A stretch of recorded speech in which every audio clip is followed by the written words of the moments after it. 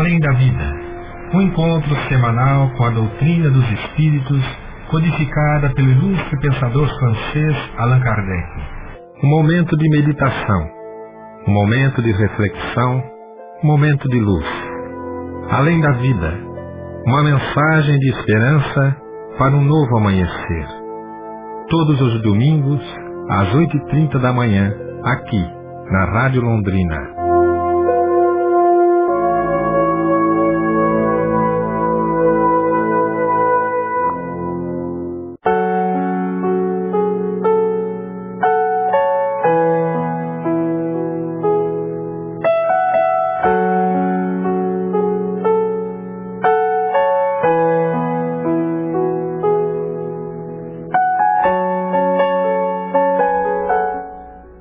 Bom dia, prezado ouvinte da Rádio Londrina, cumprimento ao Silene.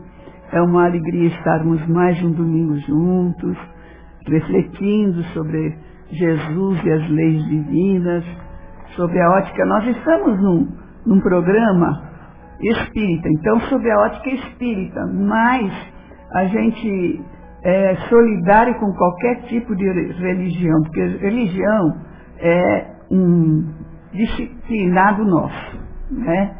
Então a gente tem que conhecer tudo e prestar atenção em tudo e escolher aquilo que realmente faça parte assim da nossa consciência, que é correto, né? Mas nós vamos passar o nosso microfone para a Jane cumprimentá-los. Nossa, bom dia aos ouvintes. Amanhã está linda, né? Meio friozinho, mas um sol, um dia bonito. Como primeiro instante, nosso programa faz aquela mensagem do momento.com, momento.com.br, da Federação Paranaense. E a mensagem de hoje é muito interessante. Que significa morrer? O ataúde parecia guardar impassível aquilo que era o significado de boa parte de sua vida.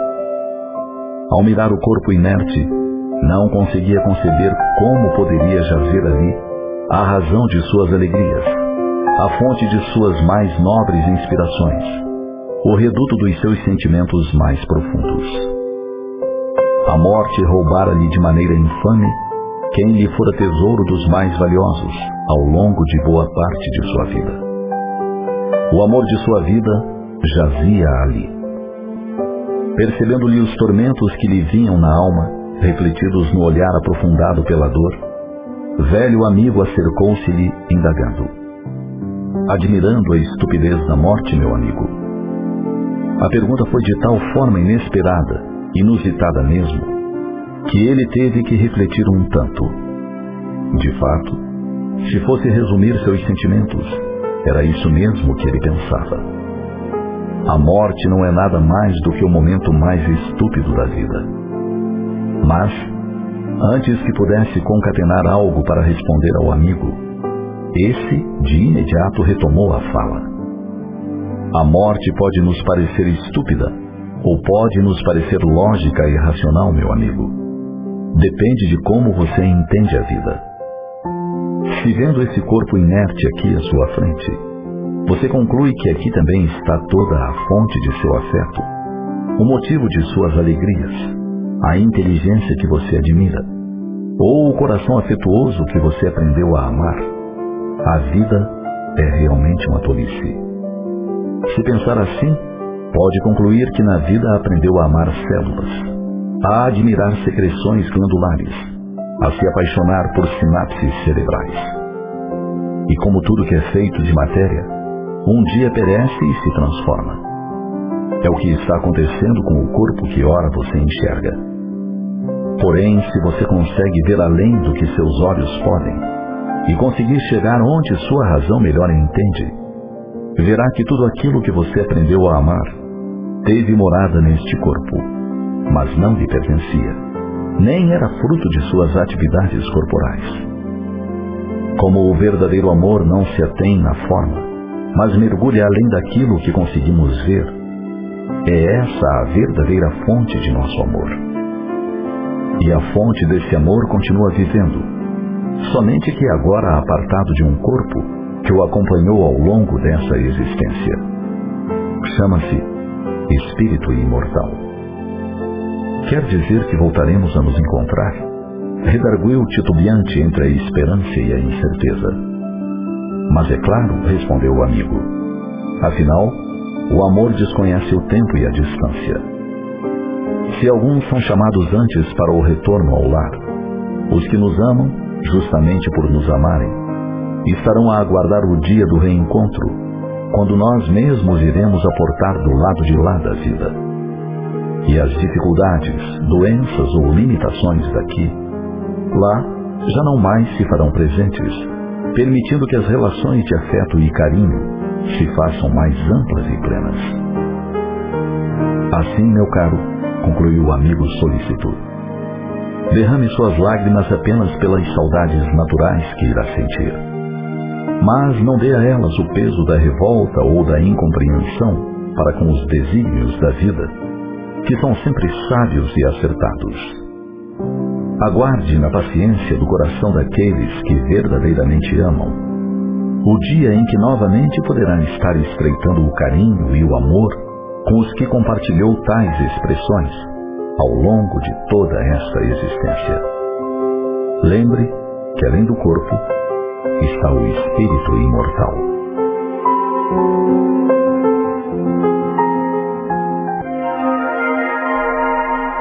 Os textos do Momento Espírita estão à sua disposição na internet. É só acessar momento.com.br. Mais informações, ligue 41 3223 6174, Curitiba, Paraná.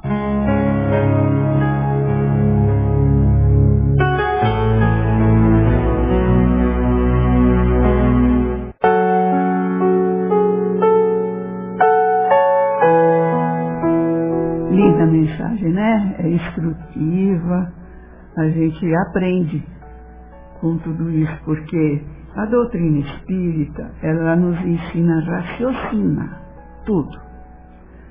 E tudo no universo se encadeia. Então, eu encontrei numa mensagem sob o título Muda a Censura do Criador, que nos fala para a gente olhar tudo na natureza. Então, eu vou seguir o que eles falam aqui, para que a gente possa assimilar, porque de uma maneira geral, a gente fala que, vamos ver, tudo, Jesus é diferente, né? Porque mas a gente esquece que Jesus é um espírito já bem antigo, que ele evoluiu em outros tipos de orbes, né? E ele é mais velho do que a gente, talvez, né? Porque ele foi também um espírito que aproveitou as oportunidades que apareceram na vida dele.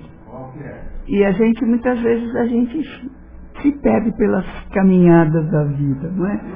Então, essa mensagem do Momento.com, que se chama Muda a Censura do Criador, nos diz o seguinte: quando chega a primavera, né? A gente adora a primavera, né, Jane? As árvores cheias de flores. Gente, com essa mudança climática, está parecendo que é primavera o ano inteiro. Tudo florido o tempo todo, né? Então, essa primavera se apresenta assim, cheia de flores, de perfumes, de sol. E a gente feliz da vida, da saúde da primavera, né? Uma delícia, não é? A amenidade dos dias, que nem no dia de hoje, né? Hoje nós estamos no inverno, mas... É outono. Outono, findando, né, outono. Então, no canto dos passarinhos, eu mesmo escutei, né, o bem-te-vi, que tem uma árvore grande na porta do meu prédio, e tem ninhos de bem-te-vi ali. Então, o bem-te-vi canta já logo antes das 6 horas, está lá cantando, começa a clarear.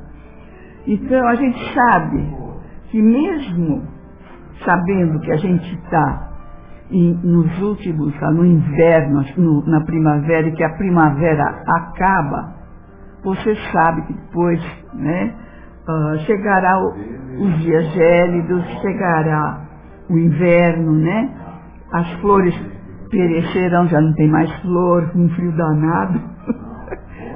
E as árvores ficarão sem as folhagens dela, né? Cai tudo, só os braços das folhagens, né? E a gente pergunta, né? Por que a gente não fica triste? Quando você vê que terminaram a época das flores, do perfume, e chega essa época. Porque a gente sabe, né? A gente tem a ciência, nós somos cientes de que as estações se sucedem periodicamente. E que passado esse inverno com seus mantos de gelo, a primavera voltará.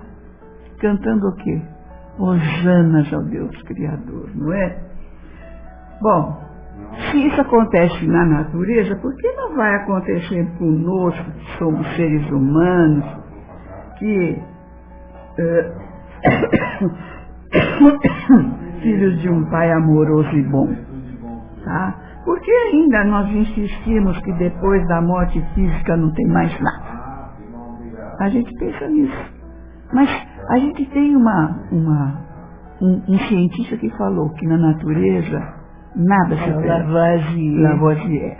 Nada se perde, tudo se transforma. Por que não vai transformar também para o homem? Não é? Então, a gente tem que analisar, porque a própria natureza, ela é um exemplo de que tudo é assim, para o homem, né? Para as pessoas viverem, é alimento, é beleza, é tudo. Por que seria diferente com a alma do homem, criada à imagem e semelhança de Deus, né? Deus é eterno. E a alma também é eterna, é imortal. Por que haveria o homem estudar tanto, se aprimorar, lutar, amar, se engrandecer na terra, se fosse para acabar no túmulo? Certo? Ou como um simples punhado de cinza que a gente joga naqueles campos, no rio, né? Quando a gente queima, né, o corpo físico, que já não tem mais alma. Seria somente o homem destinado a se findar de forma irremediável depois de 40, de 50, de 70 ou 100 anos sobre a Terra? Se tudo vive, revive, se transforma, ressurge além, por que deveria ser diferente com o Espírito Eterno que somos? Tá? Então, isso daí vai nos fazer sentir e refletir sobre a forma como nós encaramos a morte. Quando parte um ser querido, choramos como se fosse irreparável, né? Alguns até nos revoltamos, acusamos Deus de padrasto, julgamos amargo na palavra. Justo é a tristeza pela separação, lógico, né? Mas não devemos chorar demasiadamente os mortos queridos, como ensinam as almas de luz. Tristeza prolongada é uma censura muda que se faz ao Criador. Olha que lindo. Então, gente, vamos analisar. O ser pensante, a mente, a alma da criatura, ela é eterna. Ela perde o corpo físico que ela recebeu por algum tempo para viver aqui na Terra e aprender a ser melhor, aprender a amar, aprender a ser solidário com seus companheiros de estrada na vida.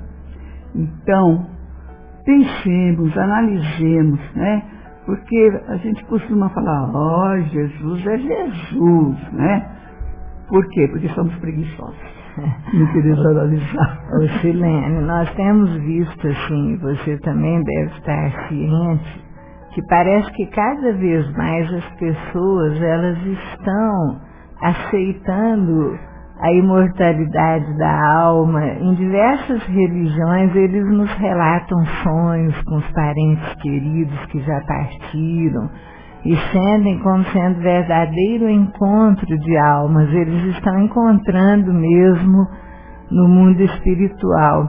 E esses fenômenos de quase morte, quando o corpo parece que morreu, né? Coração para já quase que está sendo levado para o necrotério, daqui a pouco a pessoa volta e conta tudo que ela viu. Isso está se tornando mais comum, cada vez mais nós ouvimos esses relatos. E cientistas estão estudando isso intensamente, né? Nós vimos, tem um médico psiquiatra da Faculdade de Juiz de Fora, ele é o chefe da cadeira lá de psiquiatria da medicina, e ele está estudando a fundo esses fenômenos espíritas, os fenômenos de quase morte, porque lá eles estão empenhados em provar a imortalidade da alma. Inclusive, há muitos anos, num Fantástico, acho que foi não foi num Fantástico não, foi num Globo Repórter, já há mais de 10 anos que nós assistimos o pessoal lá de Juiz de Fora, os repórteres mostrando que lá no centro cirúrgico dos hospitais de Juiz de Fora eles esparramaram objetos em lugares estratégicos, porque muita gente que tinha parada cardíaca durante a cirurgia e voltava, contava que tinha visto o que os médicos fizeram para reanimar o corpo. Teve alguns que contaram até onde que o médico, a enfermeira que tinha acudido, tinha colocado o óculos do médico na hora do negócio. Detalhes intensíssimos. Então, eles começaram a esparramar objetos assim, em diversos lugares da sala cirúrgica, em pontos estratégicos, de modo que se o espírito estivesse planando lá do alto, ele ia enxergar, porque eles querem provar a imortalidade.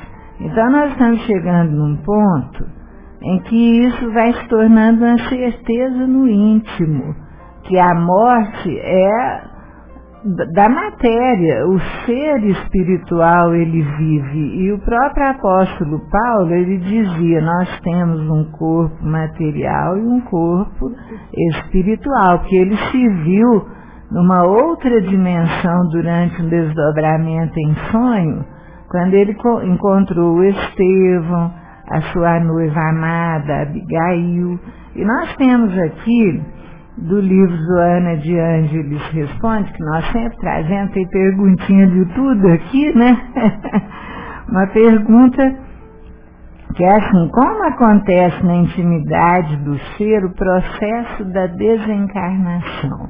Isso aí é muito comum nas obras de André Luiz, psicografadas pelo Chico Xavier, quando espíritos trabalhadores do bem, eles descem aqui à Terra em equipes para ajudar na desencarnação de alguém que estava aqui encarnado, que tem muito mérito, que tem muito merecimento. Eles começam a desligar o ser, né? Vai desligando aos pouquinhos, começa lá dos pés, né? E vai indo, a última parte na área do cérebro, que eles desligam. Até uma vez nosso querido amigo Jerônimo Mendonça, que tantas vezes nós aqui citamos, que ele era cego, tetraplégico, tinha dores insuportáveis no corpo, pressão de 18/0, mas era um trabalhador maravilhoso do espiritismo. Ele nos disse, brincando certa feita, que ele tinha sentido um comichão nos pés e ele enxergou 2 espíritos lá no pé da cama dele, que ele era cego, mas ele enxergava os espíritos, que a evidência não é do corpo, é do espírito, né? Aí ele pensando, oh, que bom, eles estão me ajudando, vou finalmente desencarnar, porque imagina, né, na cama fazia mais de 30 anos, eu não via a hora de ser libertado dessa matéria, né? Aí foi sentindo aquele comichãozinho, viu aqueles espíritos e pensou, nossa, que bom, eles estão me ajudando para eu desencarnar. E eles falaram assim, não, Jerônimo, nós estamos te recalchutando, para você ficar um pouquinho mais, porque você está sendo necessário, né? Ô, Jane, aproveitando esse gancho que você está falando, ontem nós tivemos uma festinha de aniversário do meu neto e da namorada, que eles fazem aniversário quase juntos, né, comecinho de maio. E aí, nós fomos na casa da namorada e estava toda a família lá, E o avô dela, que eu já conhecia, começou a contar, porque ele sabia que eu era espírita, e ele começou a contar que quando ele teve Covid agora há pouco tempo, né, que a Covid acabou faz 3 anos mais ou menos, aí ele disse que estava internado, passando muito mal, e aí ele estava com um outro senhor no quarto, e eles são adventistas, evangélicos. Lá tem uns evangélicos e outros adventistas, mas acho que esse daí, como é família da mãe, deve ser adventista. E ele falou assim para mim: eu não sou fechado para a parte espiritual. Olha que interessante. Ele falou, porque eu tive uma experiência, ele falou, quando eu tive Covid, um tempo atrás, que eu dormi e eu vi, ele falou, eu vi um médico de cabelo branco, todo vestido de branco, e me falou assim: você se fica despreocupado, amanhã vão te mudar de hospital. Aí ele pegou, vão te mudar de hospital. Ele pensou, eu vou morrer, né? Estava ruim, estava mal. E bom, no dia seguinte, quando ele acordou, ele viu o companheiro dele, e o companheiro dele já não estava pior que ele, né? Estava melhor, mas naquele dia estava pior, veio a óbito depois. Mas ele falou assim para ele: eu tive essa noite, um médico veio aqui de cabelo branco e veio e me falou que eu vou mudar, né? E ele falou assim, eu peguei, ele levantou, vou arrumar minha bagagem, ele falou, tinha água, tinha uma sacolinha de plástico, a gente é muito pobre, né? E eu sei que ele arrumou os pertences dele e deixou assim de lá, achando que ele ia morrer, que queria mudar, ou ia para casa, né?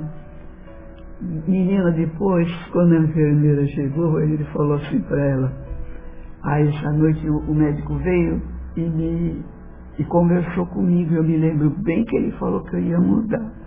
Ela virou e falou assim, não tem nenhum médico que de noite veio visitar você. Não, ele tinha cabelo branco, ele tinha uma roupa branca, né?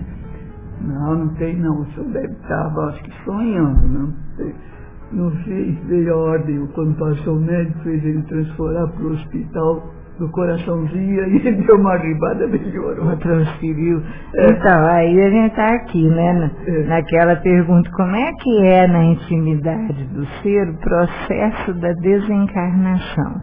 Aí a Joana de Ângeles, do livro Florações Evangélicas, ela fala assim: a desencarnação tem início de dentro para fora do corpo, nos tecidos sutis do perispírito, que é esse corpo espiritual, nós chamamos de perispírito, que, condicionado a vibrações especiais, encarregadas de manterem a vitalidade fisiopsíquica, começam a perder a sintonia, por cuja exteriorização mantém nas suas órbitas as moléculas constitutivas da matéria.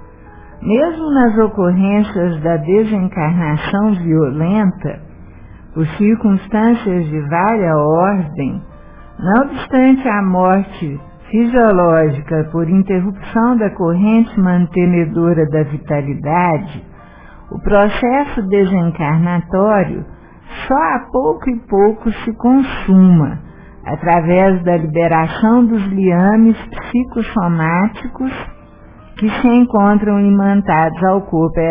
São essas energias que esses espíritos benfeitores vêm desligar da matéria. Disso decorrem as sensações violentas, danosas, aflitivas, que experimentam os desencarnados ainda imantados à carne, que são a violência arrancados da estrutura material, quando vem morte por suicídio, né? Morte por acidente, coisa que não estava assim na programação de acontecer tão rapidamente, e acontece, o espírito sofre mais a violência dessa situação. Às vezes a gente se pergunta, será que Não, muita gente fala isso, eu preferia morrer de repente. O pessoal que está com câncer sofre tanto, mas quem está com câncer está desligando devagarzinho, aos pouquinhos. Quando vem a morte do corpo, é tão fácil o desligamento, eles já saem do corpo e já se encontram até lúcidos no plano espiritual, porque nós sabemos que quando chega lá, às vezes é um passo ao contrário, né? É como se estivesse nascendo lá de novo. Então o espírito fica meio confuso, ele tem que dar uma dormidinha, que eles chamam de sono reparador, mas não é de séculos nem da vida inteira, é um pouquinho, que aí ele acorda bem.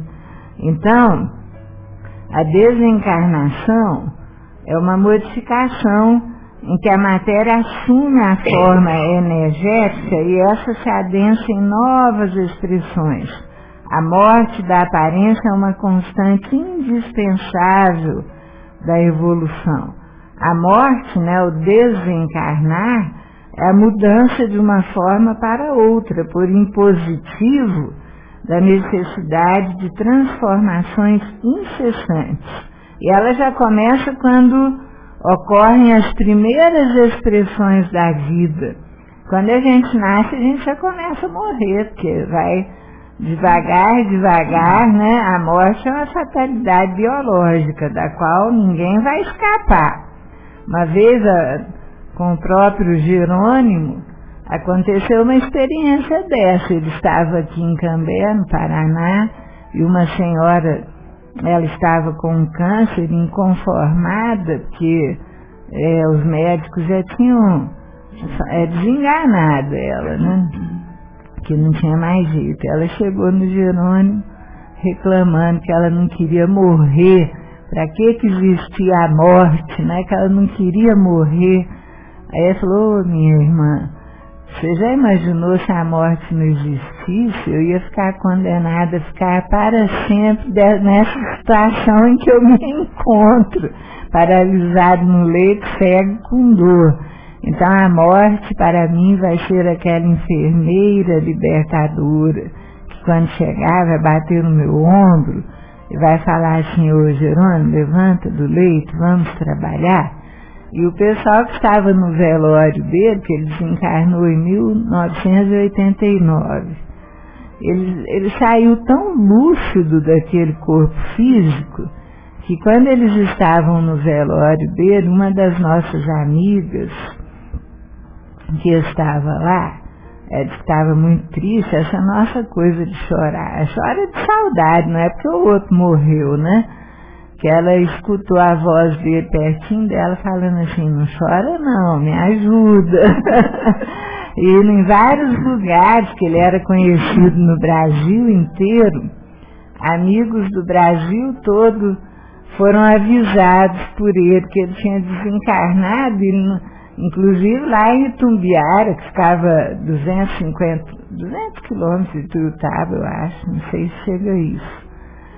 Amigo dele que estava lá, escutou a voz dele falando bom dia, cumprimentando ele. Na mesma hora ele falou para a família: gente, Jerônimo desencarnou, vamos para Tuiutaba. E foram em peso de diversos lugares do Brasil para saudar o herói que voltava para casa, o pássaro livre, né, como ele dizia. Pois é, Jane. Então a gente vê que, em realidade, né, a gente precisa mesmo se interessar por saber o que acontece, como que é o plano espiritual, para ir automaticamente diminuindo esse medo da morte, porque às vezes a gente não quer nem ouvir falar da morte, não é? E a morte tem que ser assim, um trabalho de pensamento mesmo na encarnação, de você começar a analisar. Porque antes de nascer, a gente já vivia no plano espiritual. A verdadeira vida é a vida espiritual. A gente morre, isto é, como a gente falou, é uma mudança de vibração, vamos dizer assim, é a volta para o plano eterno, o plano que a gente, vamos dizer assim, veio de lá. A gente pertence ao mundo espiritual. Nós não somos carne e osso, de jeito nenhum. Tanto é que nós nascemos sabendo que passaremos pela morte, mas o que morre, a ideia que a gente tem que ter é que morre é o corpo físico, acaba aquela experiência da vida material que nós escolhemos, que nós trabalhamos para aprender. Um espírito, mesmo que ele não pense em nada disso, quando ele chega na minha idade, ele fala assim, nossa, se eu tivesse esse conhecimento com 25 anos de idade, a vida ensina. Você falou que a gente quase não pensa na morte, isso tem que ser uma coisa que a gente tinha que pensar todo dia, gente, porque a morte é o voltar para o mundo espiritual, e aí a gente tinha que pensar, o que será que vão falar da gente no nosso velório? Será que nós vamos desencarnar em paz? Como será que vai ser a nossa desencarnação? Será que nós vamos bem? Nós iremos equilibrados ou vamos dar trabalho para os mentores, né? Isso é uma coisa que a gente tinha que sempre pensar, porque a consciência, ela tem que estar tranquila. E tem uma historinha muito bonitinha da doutora Elizabeth Kubler-Ross, que foi a pioneira desses estudos dos fenômenos de quase morte, que ela estudava, ela era oncologista pediátrica, e ela ensinava as pessoas a morrer. Ela foi praticamente a criadora da taxonomia, né, que te ensina a morrer em paz, né, porque a morte não dói. E ela tem uma historinha engraçadinha no livro Segredos da Vida. Nós até já contamos aqui há algum tempo, mas vale a pena repetir. Que um dia ela estava fazendo uma palestra numa cidade lá dos Estados Unidos, e chegou, ela já tinha falado lá 1 ano antes, 2 anos antes, e ela ensinava a morrer, a preparação para a morte. E chegou uma senhora, diz que muito bem vestida, e a doutora Elizabeth fala assim, quando eu falo muito bem vestida, era muito bem vestida mesmo, a saia, a blusa, a bolsa, o sapato, tudo combinando, cabelo impecável, uma senhora muito distinta, que chegou até ela depois da palestra e veio conversar, dizendo que tinha estado com ela um tempo antes, não sei se 1 ano ou 2 antes, agora não recordo, mas que ela tinha feito aquela experiência de preparação para a morte. E ela então se viu assim no velório dela mesma e pensa, não, até que eu estou bem resolvida. Mas ela tinha um filho de 18 anos que tinha ganhado uma camiseta de uma amiga dele. E ela disse que todo dia que ela chegava em casa, ele estava com a mesma camiseta, era todo dia a mesma camiseta. E ela pegou e começou a ficar brava com ele, a discutir com ele, que ela ficava pensando assim, meu Deus, esses vizinhos vão pensar que a gente não dá roupa para eles.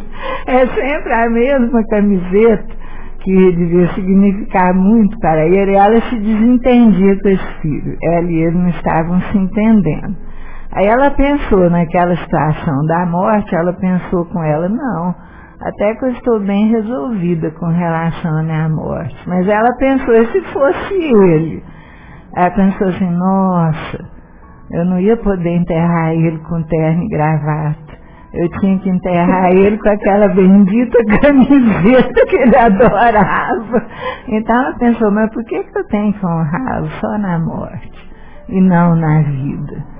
E ela falou, aquilo é tão importante para ele, ela resolveu voltar para casa. Naquele dia chegou, ele estava com a camiseta, uns amigos. Ela fingiu que nem viu a camiseta, deu um beijo naquele filho, disse o quanto amava. Aí parou de brigar com ele, as brigas desapareceram, ela descobriu o filho maravilhoso que ela tinha. Então, gente, não vamos esperar a morte para ficar lembrando da maravilha que era a pessoa. Vamos amá-la enquanto ela está conosco, porque depois fica a saudade, né? É verdade. E arrependimento, no caso. De não ter cuidado como devia, de não ter amado. Aquela musiquinha, o Epitáfio, eu acho tão bonitinha, não sei...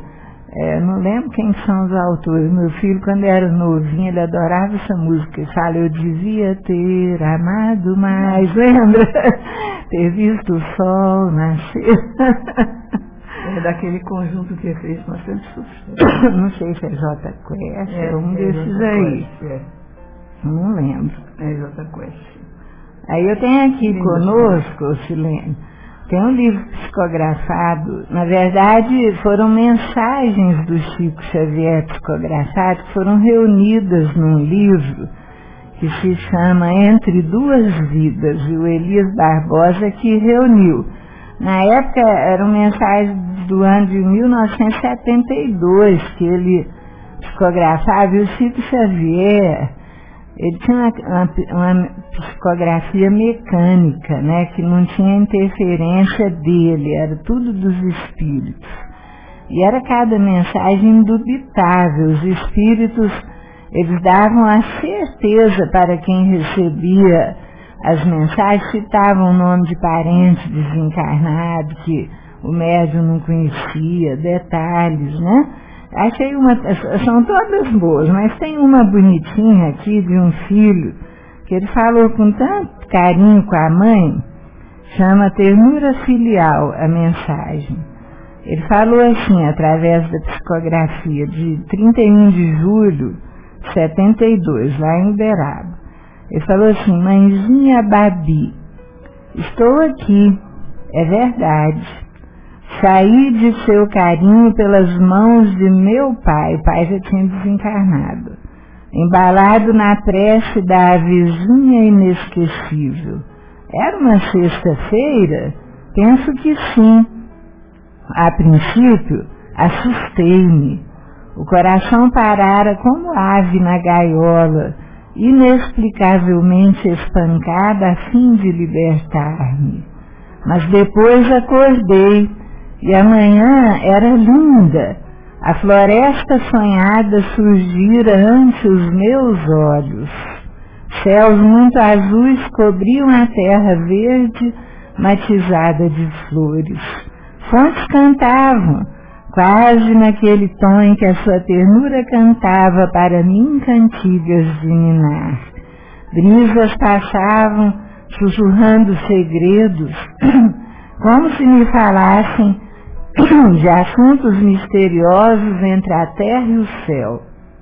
Pássaros, nas ramadas, pareceram-me luzes que a música do amor inflamasse de paz. E vi crianças, mãezinha, iguais àquelas outras do mundo que o seu carinho me ensinou a buscar, para serem, por fim, os meus irmãos com os meus outros irmãos na alegria do lar. Ah, com que ânsia indizível rememorei seu colo, para beijar de novo a sua alma querida e dizer-lhe as 1000 coisas que me vinham à mente. Entretanto, mãezinha Babi, a voz não tem palavras para manifestar-se. Não sei contar ainda tudo quanto quisera, mas venho até seu passo a fim de repetir-lhe: mamãe, fique tranquila, seu filho vai bem, só saudade ele sente. A saudade sem fim de que lhe nasce a prece, para que eu tenha agora o amor e a paz da vida imperecível em que já me encontro, para dizer-lhe enfim que o meu amor, mãezinha, meu amor por você é a minha doce luz e a minha doce bênção, para que enfim me eleve aos cumes de altos montes a esperá-la feliz sob as bênçãos de Deus. Muito carinho e em tudo a gratidão do filho que prossegue a reviver feliz na eterna confiança do seu eterno amor. Cleon. Agora olha que interessante, ele era filho único, o pai já tinha desencarnado, e tem uma frase dele aqui nessa mensagem para ela, que fala assim: a floresta sonhada surgira ante os meus olhos. O Chico Xavier não sabia que ele era poeta, e ele tinha escrito uma poesia chamada A Floresta Encantada, que foi um pouco antes dele desencarnar. Ele parecia que estava tendo a intuição que ele ia embora, porque ele escreveu essa poesia e era assim, olha, eu vou para a grande floresta em busca de paz, em busca de amor, através da verdade, em busca de mim. Se lá eu me encontrar, prometo que vou voltar para contar a quem quiser ouvir e saber. Se lá na grande floresta eu me encontrar, prometo que vou voltar para contar o que aprender. Só não acho que seja certo guardar tudo para mim, como muita gente faz, escondendo a beleza que tem para dar. Se lá na grande floresta eu encontrar o velho anãozinho da sabedoria, vou lhe perguntar, onde está o amor? Será que esconderam na sombra do sol? Será que o perderam no vento a soprar? E se ele me responder, aos 4 cantos vou gritar o que ele me ensinar. E então todo mundo vai poder amar. Ele estava encarnado quando ele escreveu essa poesia. Essa poesia foi do pai? Não, dele, do próprio do jovem. Tanto que depois, ó, ele fala na mensagem para a mãe, ó, ele fala, a floresta sonhada surgira antes os meus olhos. E a poesia que ele escreveu, e Chico Xavier não sabia que ele era poeta. Então tinha, ele era jovem, ele fazia engenharia já. Ele estava cursando 2º ano de engenharia. Morreu de acidente? Foi acidente. Ele sabia que a desencarnação estava próxima e que deveria partir e que deveria voltar. A gentileza da mãe dele, que mandou para o Elias Barbosa, quando ele juntava as mensagens desencarnadas, que ela tinha recebido essa mensagem, mandou o poema Floresta Encantada para ele ver que estava de acordo com a mensagem, né, que o Chico Xavier psicografou. Então nós somos todos espíritos. Essas psicografias, elas são consolação, fonte de consolo e bênçãos para quem está desesperado, mas ao mesmo tempo é para derrubar a incredulidade de muitos, né? Porque vem com tanto detalhe. Lembra uma vez, Silene, você deve lembrar, um casal que veio psicografar aqui em Cambé, há muitos anos atrás, já faz mais de 10 anos, o paizinho estava encarnado, e eles psicografaram, e tinha várias pessoas de fora aqui, e muitas mensagens chamavam a atenção, mas eu fui conversar com um casal que recebeu uma mensagem da filha, que eu achei impressionante. Eles eram de Cornélio Procópio. A moça foi um acidente de carro, ela deu até a placa do carro, aonde que foi, em que esquina que foi o acidente, o nome da rua, o que ela estava indo fazer. Aí depois nós fomos conversar com os pais, está tudo certinho, aquilo que ela falou, o número da placa do carro era aquele mesmo. Eles falaram tudo certinho. O médium não sabia de nada, porque eles davam só o nome da pessoa que desencarnou, o espírito, né? O dia que nasceu, o dia que desencarnou, nenhum outro detalhe. E veio com tanto detalhe que nós fomos perguntar se era verdade. Eles confirmaram. Então, mas vocês sabem que é justamente isso que a gente deve prestar atenção quando a gente, alguém fala, né? São essas particularidades que vem, que o médium não sabe, que faz com que a família acredite, mesmo os console. Quantas mães... Nós tínhamos uma, Jane, depois não sei, desapareceu da nossa casa, né? Que ela era lá e foi para o Chico, recebeu várias cartas do Chico, ela fundou uma creche. Ah, sim, eu lembro, era da casa Tia Alana. Começou na favela, lá na Vila Marísia, então, depois virou uma creche, né? Então, por causa da filha, ela fez, porque a filha colocava, né? Mãe, abraça os filhos do alheio, aqueles que não têm possibilidades. É a mesma coisa que me abraçar. Então, muitas pessoas começaram a ser solidárias porque o Chico recebia cartas de monte, né? Ele tinha já quase todos os dias, as pessoas procuravam e ele escrevia. E quando ele escrevia com a mão direita, uma com a mão esquerda, outra, e às vezes uma em inglês, outra em português, gente, era impossível que aquilo fosse da cabeça do médium. E quando escrevia ao contrário, que tinha que olhar no espelho para poder ler, era tudo para provar os incrédulos sobre a imortalidade, né? E é o que a gente deve, porque eu recebi até um bilhetinho que tem um amigo nosso, que ele manda sempre uma mensagem positiva de estudo. E ele fala ali que a dificuldade de obter o conhecimento da humanidade do mundo dos espíritos, que nos cerca, paira acima de nós, né? Isso é difícil, Este conhecimento só se obtém após longos e exaustivos anos de estudo, de forma científica, a respeito do mundo espiritual. Quer dizer, mas não é uma coisa de a não ser um chamamento desses, né? Que nós estamos comentando aqui, as cartas que chegaram das mães que perderam os filhos, perderam o marido, né?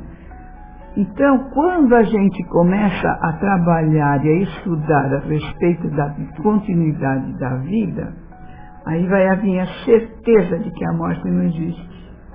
E os ensinamentos, tem um ensinamento no capítulo 6 do Espírito da Verdade, que ele fala assim: espíritas, amai-vos, espírita, instruí-vos, os 2 mandamentos da doutrina. E esse ensinamento que é dado pela doutrina é para todos nós, não é só para doutrinas. Então, quem quiser e nunca assistiu, tem um filme gostoso de assistir, que se chama As Mães de Chico Xavier, que é com a Cristiane Tolone e o Tony Ramos. Muito bonitinho, emocionante, né? Que mostra a mãe que o filho tinha desencarnado. Gente, quando ela recebe aquela carta, ela abraça aquela carta. O Dr. Júpiter, nosso querido amigo aqui de Londrina, ele tem essas experiências. Ele disse que uma certa ocasião ele estava em Uberaba e chegou, ele estava, acho que para entrar no carro já, quando veio um senhor que ele tinha conversado com ele lá dentro, que era incrédulo, não acreditava em nada, e o filho tinha desencarnado. E aí chegou lá, meu filho me escreveu, e abraçava aquela carta como se estivesse abraçando o filho. E tinha certeza que era o filho. É muito bonito isso, né? Esse reencontro em que a pessoa se dá conta da imortalidade, que a separação é temporária, é saudade sempre, né? Porque saudade nós vamos ter, não tem jeito. Tem pessoas que a gente lembra, já faz mais de 50 anos que desencarnaram, e a gente sente saudade todo dia, mas você tem certeza de que vai encontrar, né?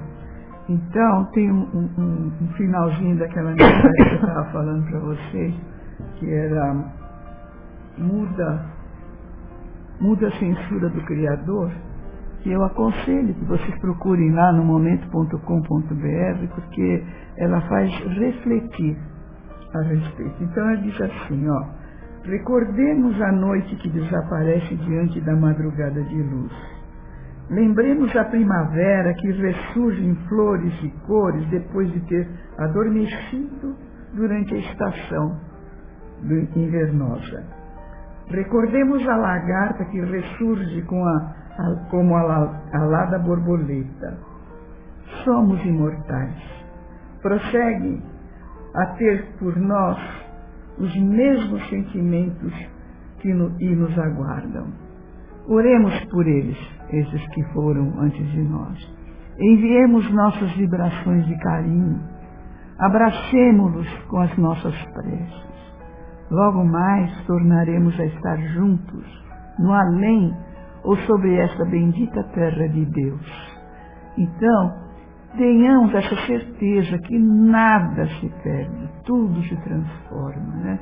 Aquele senhor que me falou, isso que eu estava contando a história dele, que ele viu aquele médico, ele falou para mim assim, mesmo que eu não acreditasse, ele falou, eu tive a certeza que foi um espírito que veio me dar um aviso durante a noite. Quer dizer, ele teve a certeza que a vida imortal é estuante de ajuda, e que a gente tem que se preparar na hora de deitar para você poder, assim, mesmo que não se lembre, fazer coisas úteis durante o sono, né?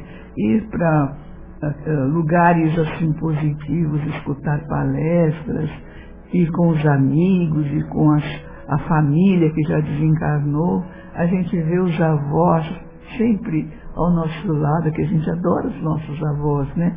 E eles estão ao nosso lado. Então, muitos casos de pessoas, né, de espíritos que falam que agora estou vendo minha avózinha aqui do meu lado.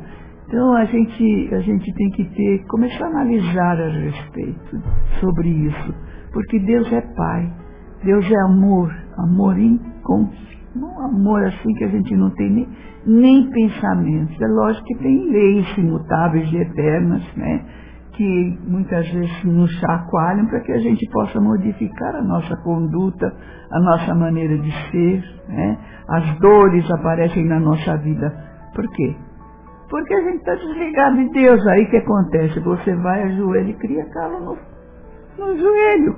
Porque aí você começa a lembrar, não, isso está acontecendo comigo, e veio do nada? Não veio do nada. Isso é um aprendizado. Todas as coisas que nos advêm a vida, eu brinco e falo assim, a cada 5 anos a gente recebe uma paulada da vida. Mas é por causa disso, porque tudo, quando as contas estão pagas, quando tudo bem, né? Você nem lembra que Deus existe, não lembra nem de rezar. Mas já quando vem a dor, vem uma adversidade no caminho, como a gente vai lembrar que Deus existe? Vai procurar, não é? Então a gente tem que realmente se interessar por saber o que vai acontecer futuramente conosco, saber ter a certeza plena de que vamos encontrar os nossos entes queridos, né? A vida continua, estuante de trabalho, de luta e de aprendizado. Os espíritos brincam com a gente, nos livros, né, que o André Luiz escreve, diz que eles falam assim, eu vou reencarnar para descansar um pouco. Oi, gente, só lembrando, né, no próximo domingo vai ser Dia das Mães, né? E muitos já tiveram as mãezinhas que desencarnaram e passam imensas saudades.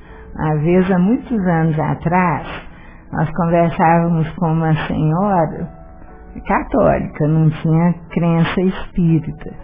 E ela falou assim, minha mãe foi a minha melhor amiga, era a minha grande amiga, e ela desencarnou faz quase 2 anos. Eu fiquei 1 ano chorando por causa da minha mãe. Aí eu assisti aquele filme, O Nosso Lar. Ela falou assim, nossa, minha mãe era tão boa, deve estar num lugar bonito assim. Aí nunca mais chorou. Então, gente, a lembrança da saudade acompanha, mas vamos aproveitar os que ainda estão encarnados e amá-los o máximo. Amar as nossas mãezinhas, beijar. E aquelas que desencarnaram, orar por elas na saudade do nosso coração, na certeza que elas vivem. Um abraço a todos, até o próximo domingo, se Deus quiser. Bom domingo a todos. Olá, amigos. Dentro das nossas propostas no programa, nesse encontro com as reflexões espíritas, uma delas está o dividir com vocês informações que nos fortaleçam, que nos acalentem, que nos ajudem a compreender às vezes as horas difíceis da nossa vida. E folhando o livro O Semeador de Estrelas, essa obra magnífica que Divaldo Pereira Franco, onde ele narra fatos pessoais da sua existência, e Feli Caldas Schubert analisa com muito carinho aquelas histórias que ele conta, chamou-nos a atenção um fato muito interessante que Divaldo vai narrando, em que ele conta que o espírito Manuel Filomeno de Miranda, que através dele veio escrever várias obras, particularmente ligado ao tema desobsessão, ele levou o Divaldo à colônia espiritual onde ele vive para visitar. E nesse lugar, ele foi apresentado, Evaldo, uma biblioteca.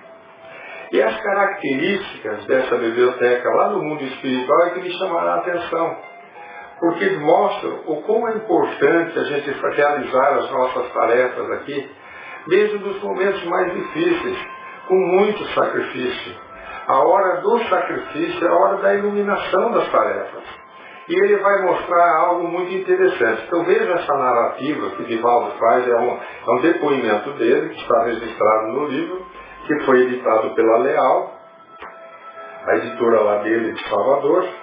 Então ele diz assim, na visita que Manuel Filomeno de Miranda me permitiu fazer à colônia em que ele se hospedava, levou-me a uma curiosa biblioteca. Mostrou-me como são arquivados os trabalhos gráficos que se fazem na Terra. Então veja bem, você está escrevendo um livro aqui, uma obra aqui, ela está sendo registrada no mundo espiritual. Hoje, com a tecnologia nossa, nós sabemos que isso é possível, porque eu posso estar digitando aqui e está saindo lá no Japão, na China, ao mesmo tempo, em tempo real. Então, lá no mundo espiritual, a obra que está sendo escrita aqui, está sendo produzida, editada lá no mundo espiritual, registrada.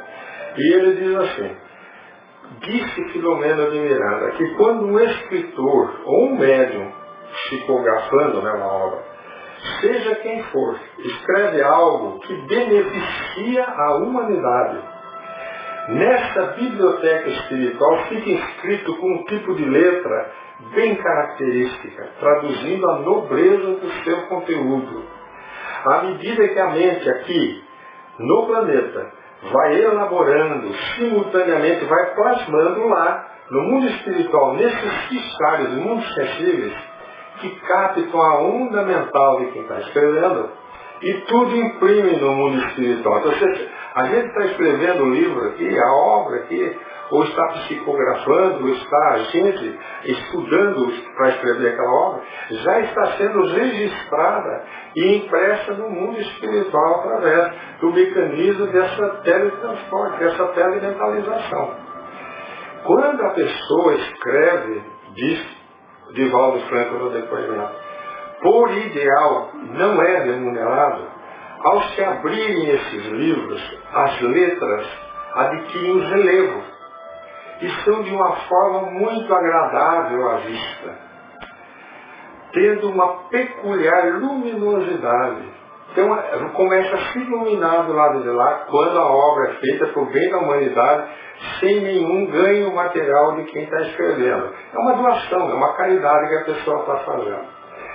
Se a pessoa, porém, o faz por ideal, estando num momento difícil, sofrido, mas ainda assim escreve com beleza, esquecendo-se de si mesma para ajudar a sociedade em que vive, ao abrir seu livro, as letras, lá no mundo espiritual, adquirem uma vibração musical e se transformam em verdadeiros cantos, em que a pessoa ouve, vê e capta os registros psíquicos de quando o autor estava elaborando a tese, escrevendo o seu livro.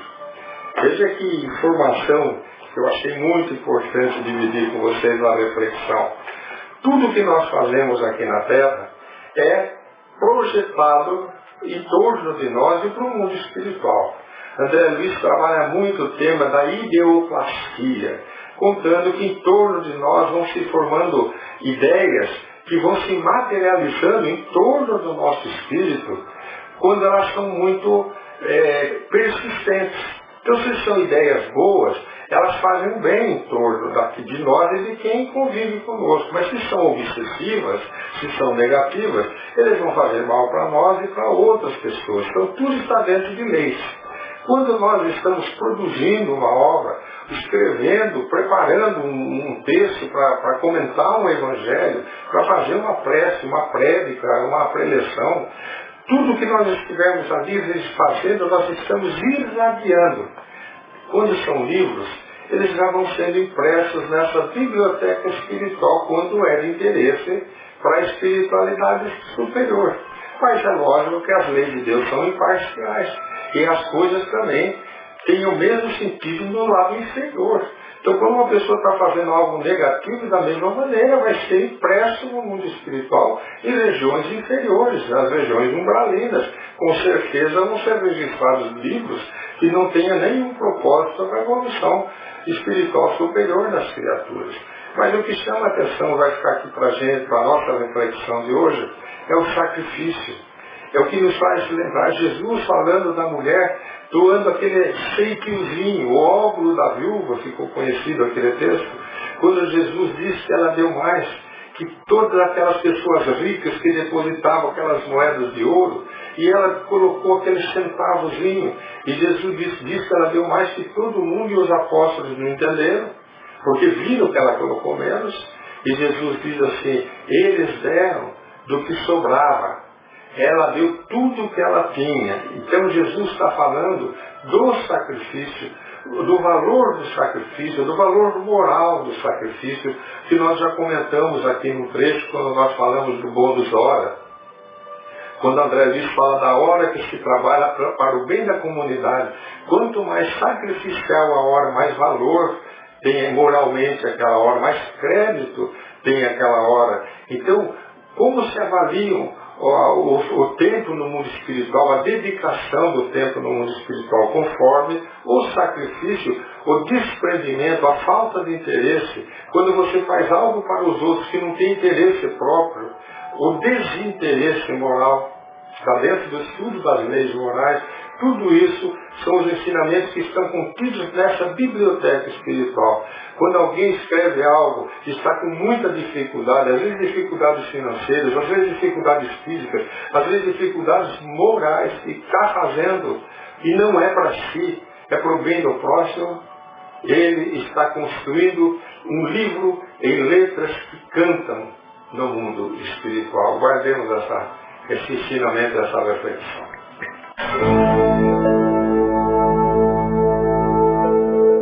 Além da vida, um encontro semanal com a doutrina dos espíritos, codificada pelo ilustre pensador francês Allan Kardec.